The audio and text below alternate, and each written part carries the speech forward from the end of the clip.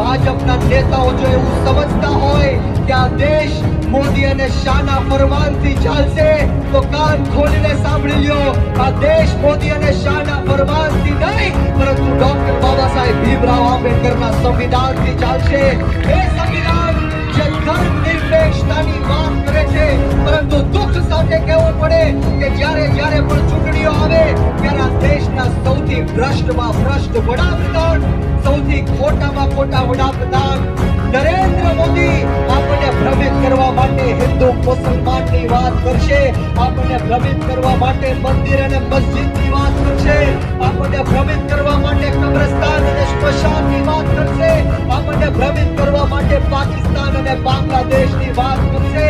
પરંતુ હું કોઈનાથી ડરતો નથી। આ જાહેર મંચ ઉપરથી ડંકાની ચોટ ઉપર કહેવા માંગુ છું કે બ્રિજરાજ સોલંકી દેશના વડાપ્રધાન નરેન્દ્ર મોદીને હિન્દુ નથી માનતો, નથી માનતો અને નથી માનતો।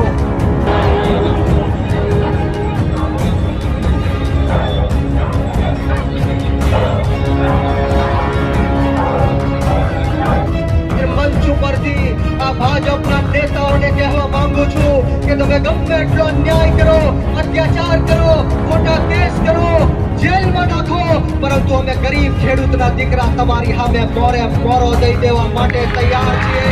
આવનારી જિલ્લા અને પંચાયતની અને તાલુકા પંચાયતની ચૂંટણીમાં આ લોકોને છઠ્ઠીનું ધાવણ યાદ દેવડાવી દેવાનું છે। બોલો તૈયાર છો? મારા બાળકોના ભવિષ્ય માટે મોતને મુઠ્ઠીમાં લઈને ફરવા વાળો નેતા છે, મોતનું કફન બાંધીને નીકળેલો નેતા છે।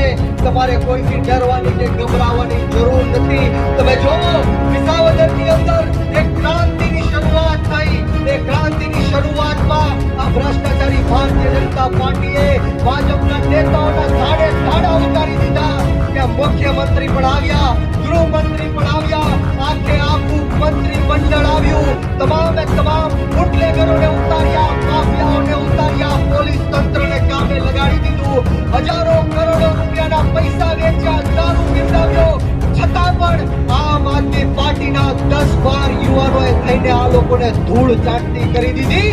આ આમ આદમી